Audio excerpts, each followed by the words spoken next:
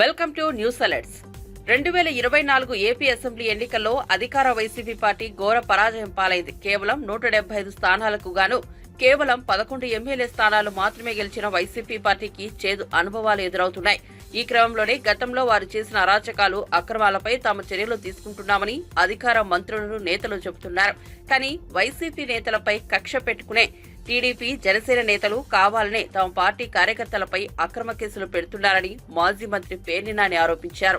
అధికార బలంతో ఎన్ని ఇబ్బందులు పెట్టినా కార్యకర్తలకు పార్టీ అండగా ఉంటుందని, రాష్ట్రంలో రెడ్ బుక్ రాజ్యాంగం నడుస్తోందని, అక్రమ ఇసుక లేఅవుట్లపై ప్రభుత్వం దృష్టి పెట్టింది. రాష్ట్రంలో సంపద సృష్టించే పరిస్థితి లేదని మాజీ మంత్రి పేర్ని నాని విమర్శలు చేశారు. ఇవన్నీ సునకానందం అండి. కొడాల నాని గారికి క్యాన్సర్ వచ్చింది. కొడాల నాని గారు వాళ్ళ అమ్మగారు నా మధ్య ఎప్పుడు 2 ఏళ్ల క్రితం ఆవిడకి క్యాన్సర్ వస్తే ఆ వైద్యం ఆవిడ క్యాన్సర్ని జయించి ఆవిడ చెకప్ కోసం కొడాల నాని గారు ఎంపటి పెట్టుకెళ్తే కొడాల నాని క్యాన్సర్ వచ్చిందని చెప్పిన సునకానందం పొందటం వార్తలేసి. అట్లాగే వంశీ గారి భార్య నిన్న ఒక ఫంక్షన్కి ఆవిడ గన్నవరం వస్తే వెంటనే పోలీసులు టీవీ కెమెరాలు వెళ్ళిపోయి వాళ్ళ సొంత ఛానల్ వాళ్ళు వంశీని అరెస్ట్ చేశారు. ఇటువంటి ఈ సునకానందం పొందేటువంటి పరిస్థితుల్లో తెలుగుదేశం పార్టీ అనుభవిస్తుంది. ఈ సునకానందం ఎన్నాళ్ళు అనుభవిస్తారో అనుభవించండి. ఖచ్చితంగా వంశీ న్యాయపరంగా అన్యాయంగా తన్ను పెట్టారనే దాని మీద వైఎస్ఆర్ కాంగ్రెస్ పార్టీ ఆఫీస్ మీద దాడికి బెజవాడి నుంచి గూణాలను తీసుకొచ్చి దాడికి వస్తే దాన్ని ఎదుర్కొన్నందుకు వాళ్ళ వంశీని 71 ముద్దాయిగానే ఎంతకొని పెట్టారు. అది కూడా నిన్న మొన్న పెట్టారు. ఈ మధ్యకాలం ఏదన్నా పెట్టుకోనండి, అతను న్యాయపరంగా రిలీఫ్ తెచ్చుకుంటానికి ప్రయత్నం చేస్తున్నాడు. ఖచ్చితంగా అతను బెయిల్ తీసుకుని వస్తాడు. మీరన్నీ వంశీ దొరికాడు, లేకపోతే నాని క్యాన్సర్, పేరు నాని గారికి ఇంకేదో జరిగిందో, లేకపోతే కళ్యాణికి ఇంకోటి జరిగిందో, ఇట్లా రకరకాల పుకార్లతో సునకానందం పొందాల్సింది తప్పితే మేము ధైర్యంగా వైఎస్ఆర్ కాంగ్రెస్ పార్టీ జెండా మోసి మీ మీద మీరు ప్రజల్ని మోసం చేసిన ప్రతిదాన్ని ప్రజలకి చేరవేసి ద్వారా ప్రజా పోరాటం చేయడానికి సిద్ధంగానే ఉన్నాం.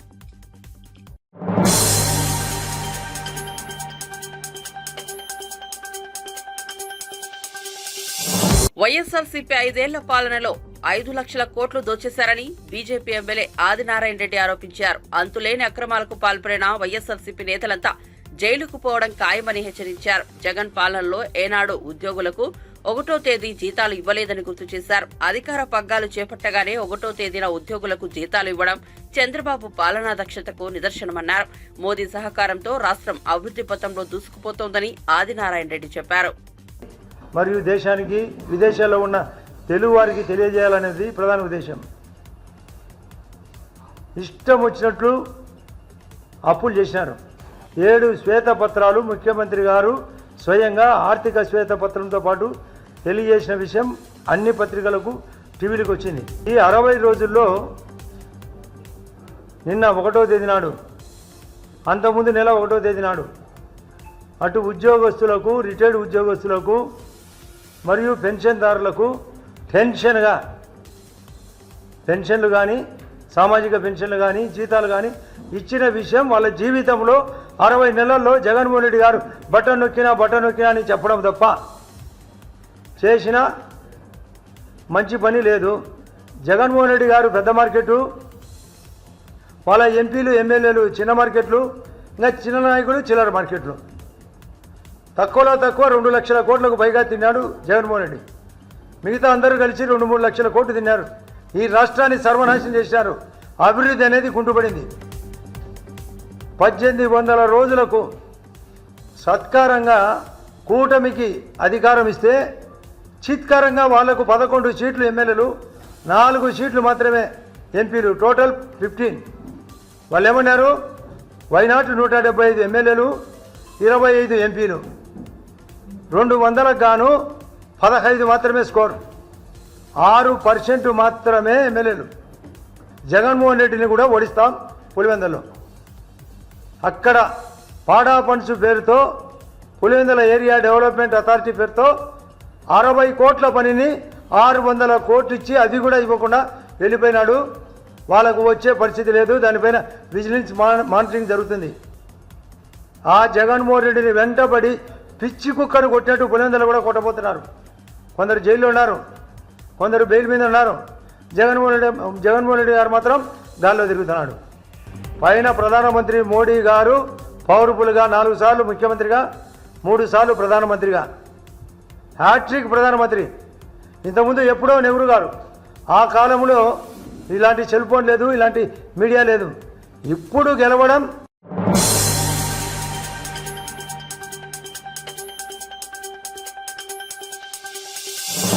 చేనేత వస్త్రాలను ప్రోత్సహించాలనే థీమ్తో విశాఖ బీచ్ రోడ్లో శారీ వాక్ జరిగింది. సుమారు 8,000 మహిళలు, యువతులు ఈ వాక్ లో పాల్గొన్నారు. The spirit of Vizag society ఆధ్వర్యంలో జరిగిన ఈ కార్యక్రమంలో హోంమంత్రి వంగలపూడి అనిత ముఖ్య అతిథిగా పాల్గొని వాక్ చేశారు.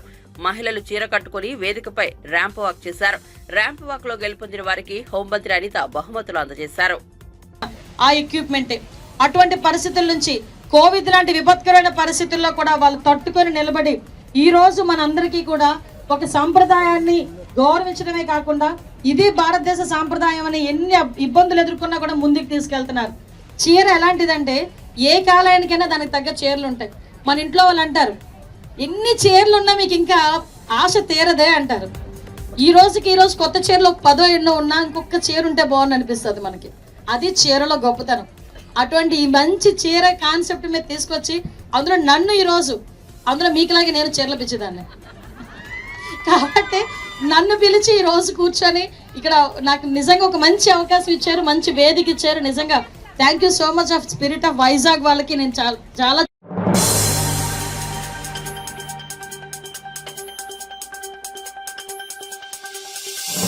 ప్రైవేట్ స్కూల్స్ ఉపాధ్యాయులపై ముఖ్యమంత్రి రేవంత్ రెడ్డి చేసిన వ్యాఖ్యలు ఉపసంహరించుకోవాలని బీఆర్ఎస్ నేత మాజీ ఎంపీ వినోద్ కుమార్ డిమాండ్ చేశారు. తెలంగాణ భవన్ లో ఆదివారం ఆయన మీడియా సమావేశం నిర్వహించారు. ఈ సందర్భంగా ఉపాధ్యాయుల సమ్మేళనంలో సీఎం చేసిన వ్యాఖ్యలపై ఆయన మండిపడ్డారు.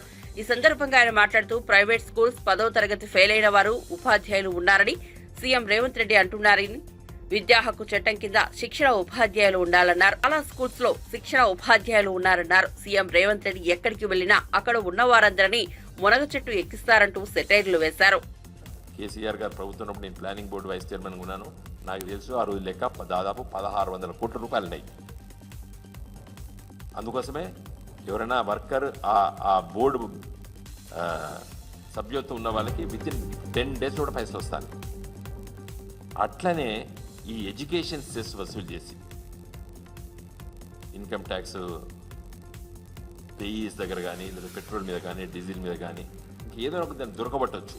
ఎడ్యుకేషన్ సెస్ అనేది వసూలు చేసి ఒక డబ్బు నిధి ఏర్పాటు చేస్తే ఈ ప్రైవేట్ రంగంలో ఉన్నటువంటి ఉపాధ్యాయ మిత్రులకి ఒక సంరక్షణ చట్టం, రిటైర్ అయినప్పుడు ఇంత డబ్బులు ఇవ్వడానికి ఒక చట్టం తీసుకురావాలి. ఎందుకంటే రేపటి తరాన్ని తీర్చిదిద్దుతున్నారు ఈ ప్రైవేట్ రంగంలో ఉపాధ్యాయ మిత్రులు.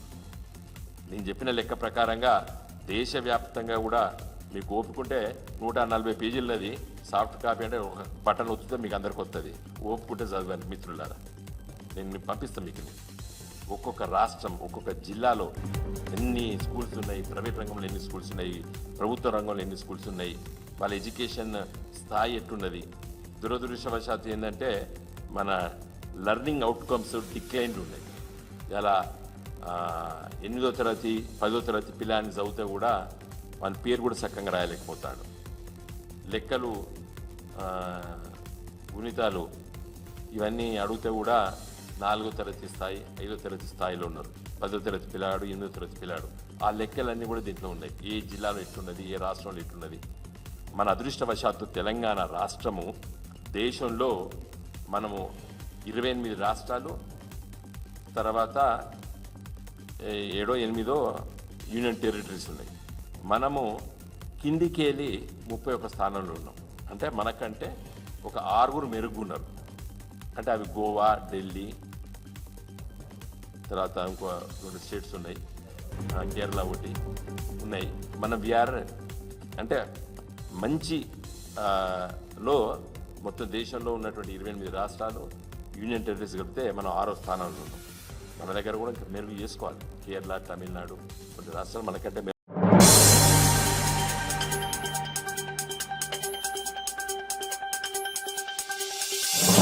మెదక్ జిల్లా కలెక్టర్ రాహుల్ రాజ్ రైతుగా మారారు. తన భార్య పిల్లలతో కలిసి వరి నాటు వేశారు. నారాయణ అనే రైతు పొలం నారుమడిలో కాసేపు సాగు పనులు చేశారు. నాట్లు వేస్తున్న పొలాలను పరిశీలించి సాగు పద్ధతులను, పంటలో వచ్చే లాభం, సాగులో ఎదురవుతున్న ఇబ్బందులు తదితర అంశాలపై రైతులను వివరాలు అడిగి తెలుసుకున్నారు.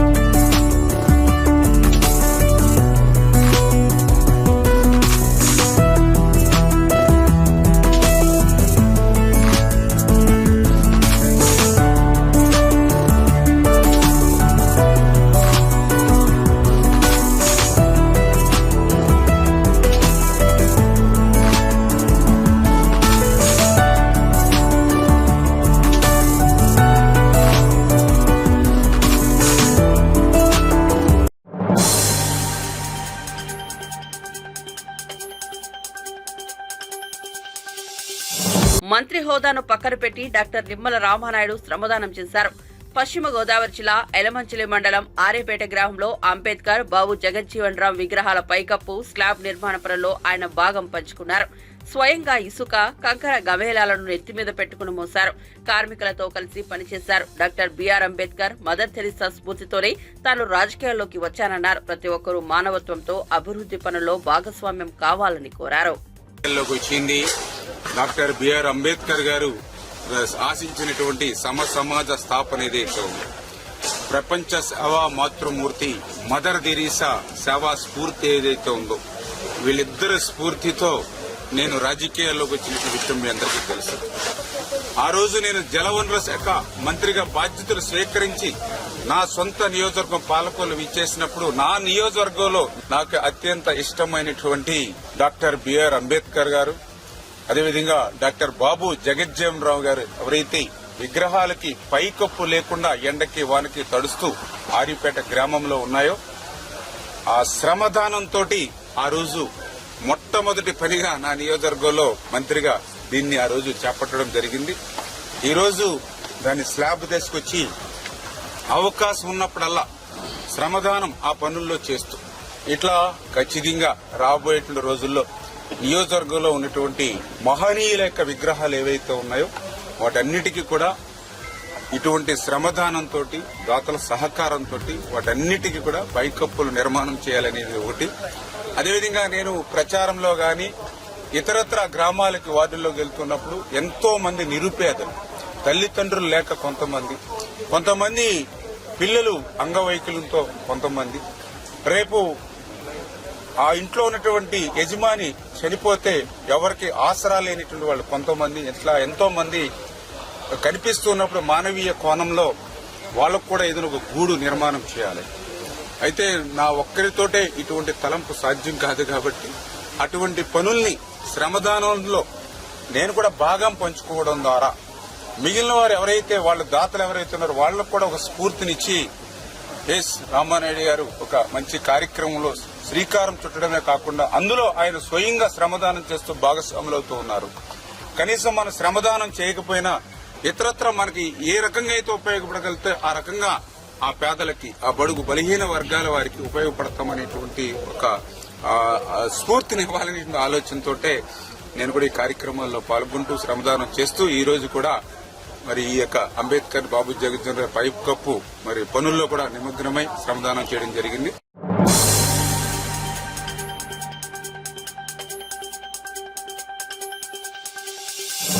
తిరుమల శ్రీవారిని ఆంధ్రప్రదేశ్ మంత్రులు కొలుసు పార్థసారథి, కొండపల్లి శ్రీనివాస్ దర్శించుకున్నారు.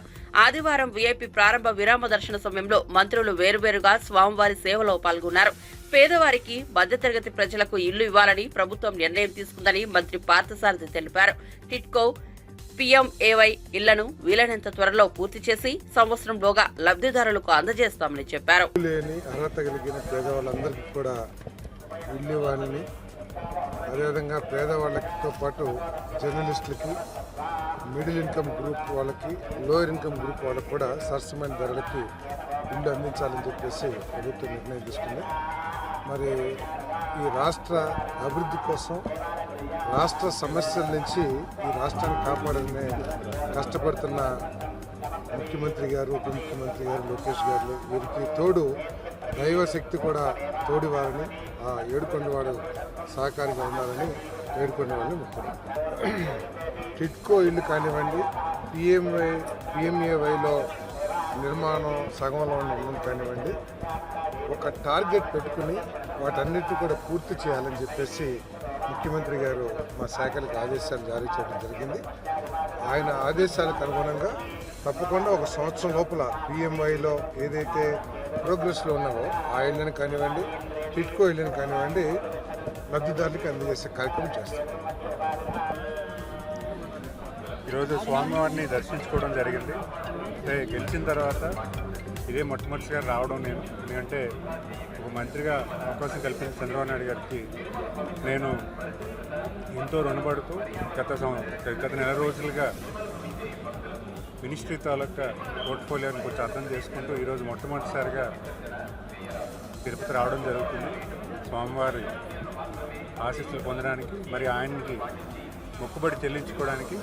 ఎందుకంటే ఈరోజు రాష్ట్రాన్ని కాపాడుకొని రాష్ట్రాన్ని ముందు దశకి మంచి దశలో తీసుకువెళ్ళడానికి ఈరోజు ఒకే దాటిగా ఎన్డీఏ ప్రభుత్వాన్ని గెలిపించిన ప్రధానికానికి, మరి ప్రజలందరికీ అండగా ఉన్న వెంకటేశ్వర స్వామి గారికి, వీళ్ళందరినీ ఇంత అవకాశం కల్పించిన యావత్ అందరికీ కూడా ధన్యవాదాలు తెలియజేసుకుంటూ ఈరోజు స్వామివారు ముఖ్యంగా ఇక్కడ వచ్చి నా తాలూకు మొక్కుబడి కుటుంబ సభ్యులందరితో కలిసి ఇక్కడికి వచ్చి మొక్కుబడి చెల్లించుకొని ఈరోజు దర్శించుకోవడం చాలా భాగ్యంగా నేను భావిస్తున్నాను.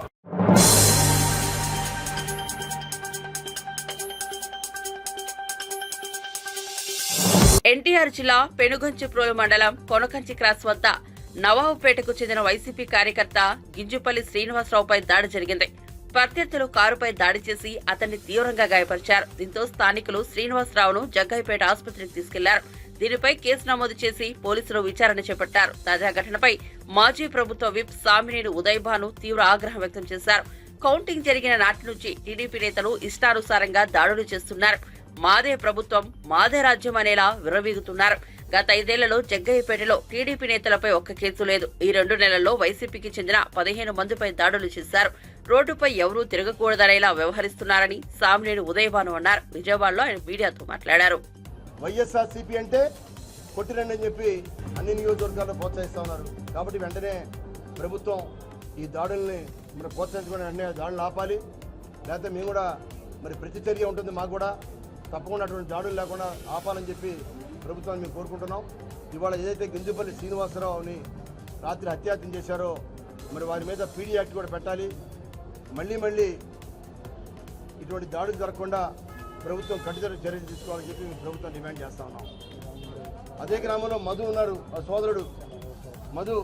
మరి వీరు కూడా ఆ రోజు 2009లో 14 సంవత్సరాల క్రితం వారి తండ్రి ఏదైతే హత్య గావించబడ్డారో దానికి సాక్షిగా ఉన్నారు. మరి ఆ పోలీస్ ఛార్జ్షీట్లో సాక్షిగా ఉంటే ఆ పోలీసు వేసిన ఛార్జ్షీట్లో ఈ సాక్షిగా ఉన్న కొడుకును కూడా పేరు తీసేశారు సిబిసిఐడి వాళ్ళు.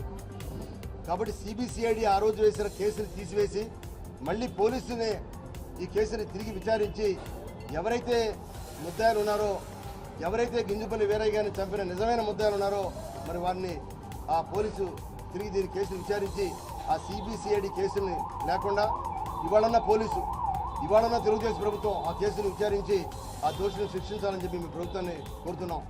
మాకు నిజం కావాలి, శిక్ష ఎవరైతే చంపారో వారి మీద శిక్ష పడాలని చెప్పి కోరుకుంటున్నాం.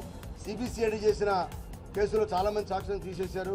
మరి వారి కుమారుని తీసేశారు సాక్షిగా, సొంత కుమారుని సాక్షిగా తీసేశారు. అంటే సిబిసిఐడి చేసే కేసులు తీసివేయాలనే ఉద్దేశంతో మరి ఇన్ని సంవత్సరాల నుంచి కూడా హైకోర్టులో కేసులు వేసి వారి కుమారుడు శ్రీనివాసరావు హైకోర్టులో కేసు వేసి ఆ సిబిసిఐడి కేసు మాకు వద్దు, పోలీసు వేసిన కేసుని విచారించాలని చెప్పి వారి కుమారుడు కూడా పోరాడుతూ ఉన్నారు గత 10 సంవత్సరాల నుంచి. కాబట్టి తప్పకుండా పోలీసు దీన్ని తిరిగి విచారించి కేసుని నిజమైన దోషుల మీద శిక్ష పడేలాగా చర్యలు తీసుకోవాలని చెప్పి ఇవాళ తెలుగుదేశం ప్రభుత్వాన్ని కూడా మేము డిమాండ్ చేస్తా ఉన్నాం.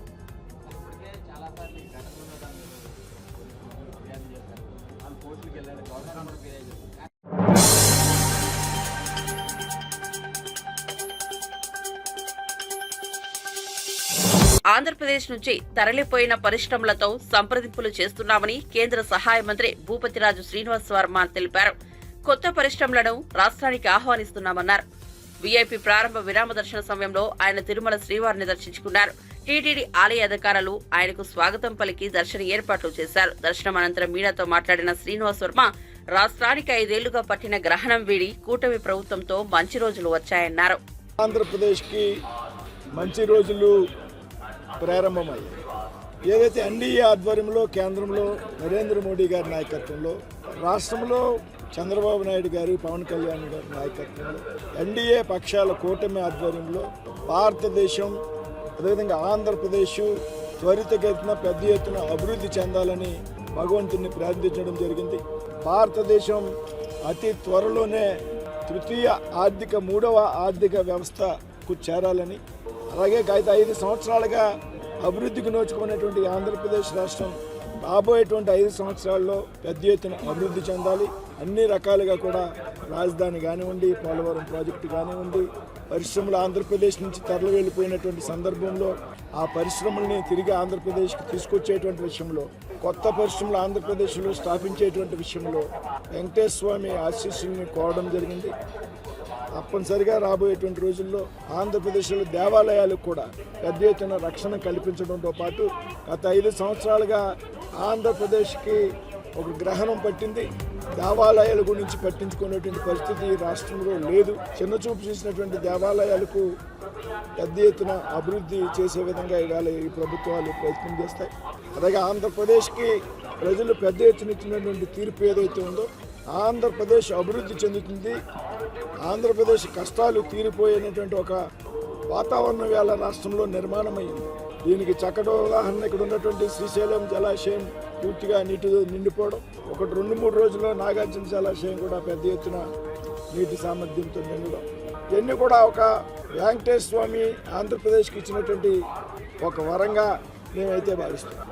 ఆంధ్రప్రదేశ్కి అభివృద్ధి విషయంలో, పరిశ్రమల విషయంలో మీరు అడిగినటువంటి ఏదైతే పరిశ్రమలు తరలి వెళ్ళాయో వాటితో కూడా సంప్రదింపులు మొదలుపెట్టాం. అదేవిధంగా కొత్త పరిశ్రమలు కూడా మేము ఆహ్వానిస్తున్నాం. ఎవరైతే ఆంధ్రప్రదేశ్లో పరిశ్రమలు పెట్టాలనుకున్నారో దానికి సంబంధించినటువంటి అనుమతులు ఏవైతున్నాయో వాటిని సులభతరం చేయాలనేటువంటి ప్రక్రియని మేము ప్రారంభించాం.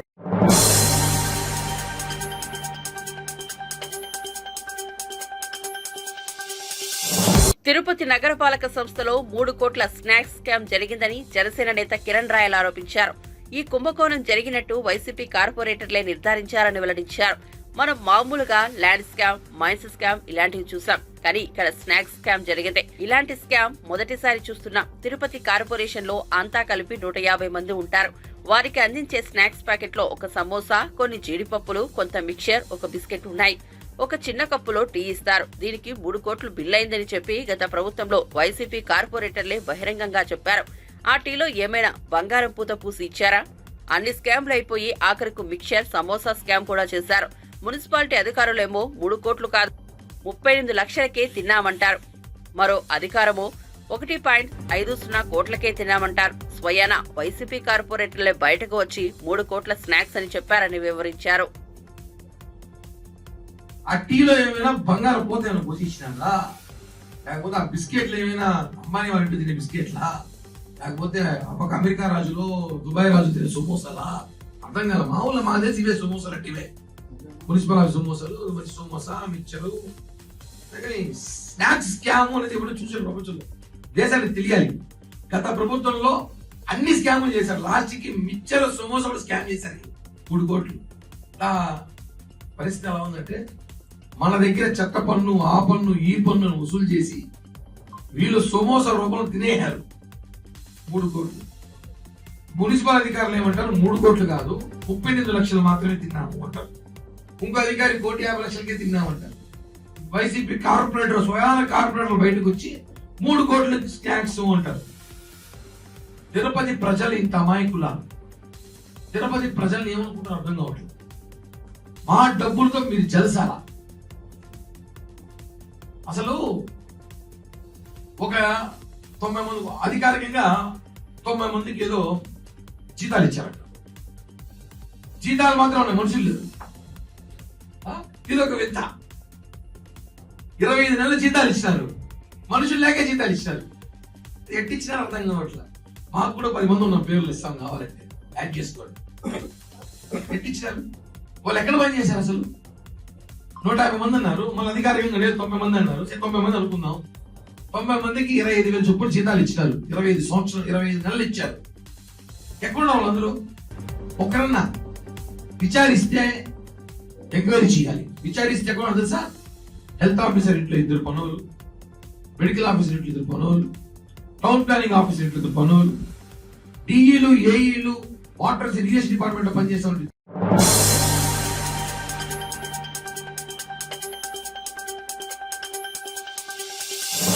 ప్రముఖ ఆర్జే శేఖర్ భాషాపై దాడి జరిగింది. ఓ టీవీ ఛానల్ ఇంటర్వ్యూకి వెళ్లి వస్తున్న సమయంలో అతనిపై 3 దుండగులు దాడి చేసినట్లు తెలుస్తోంది. టాలీవుడ్ లో లావణ్య బాధితులు ఒక్కొక్కరిగా బయటకు వస్తున్న నేపథ్యంలో భయంతోనే ఈ దాడి చేయించిందని శేఖర్ ఆరోపిస్తున్నారు. తనపై ఎన్ని దాడులు జరిగినా న్యాయం జరిగే వరకు పోరాటం ఆపబోమని శేఖర్ భాష చెబుతున్నారు. మగవారిపై దాడులు జరిగినా చట్టాలు వీక్గా ఉన్నాయని శేఖర్ అభిప్రాయం వ్యక్తం చేశారు. సరే, తర్వాత అక్కడ నుంచి కనపడలేదు, కాసేపు ఎక్కడికో మాయమైంది, వెళ్ళిపోయింది అనుకున్నాను. సో నేను తిరిగి వస్తున్నా, మెట్లు దిగుతుంటే అక్కడ కాపు కాస్తుంది. ఆ అమ్మాయితో పాటు 3 గుండాలను పట్టుకొచ్చుకుంది. ఒక్కసారి నా మీద చెప్పిసిరింది, నేను ఇట్లా తప్పించుకున్నాను, మళ్ళీ ఇసిరింది. ఒక తోపు తోసాను, నేను తోస్తే కింద పడింది. ఇంకా అదే అదనుగా వాళ్ళు వచ్చి నా మీద పడి 3 వచ్చి కొట్టడం జరిగింది. సో దాంట్లో నాకు దెబ్బలు తగిలిపోయి ఇంకెక్కడ తిరిగారు. సో ఈ దెబ్బలు మోకాళ్ళకి చేతులు దూకిపోయినాయి. అంటే ఇక్కడ కూడా తిరిగింది. మెయిన్ థింగ్ ఏంటంటే ఇది, అంటే వాళ్ళ పట్టుకున్నప్పుడు నేను కూడా వాళ్ళ కాలర్ పట్టుకున్నాను. బట్ వాళ్ళ కాలు పట్టుకున్నప్పుడు ఇక్కడ మోచే ఏదో తగిలింది. ఈ పార్ట్ టేర్ అయింది కొంచెం, ఈ కాలర్ పొంది దగ్గర. But it's okay. నాకు తెలిసి డిశ్చార్జ్ అడిగాను కానీ వాళ్ళు కుదరదు అంటున్నారు. పొద్దున్న దాకా ఉండాల్సిందే. రేపు పొద్దున్న ఐ గెట్ డిశ్చార్జ్.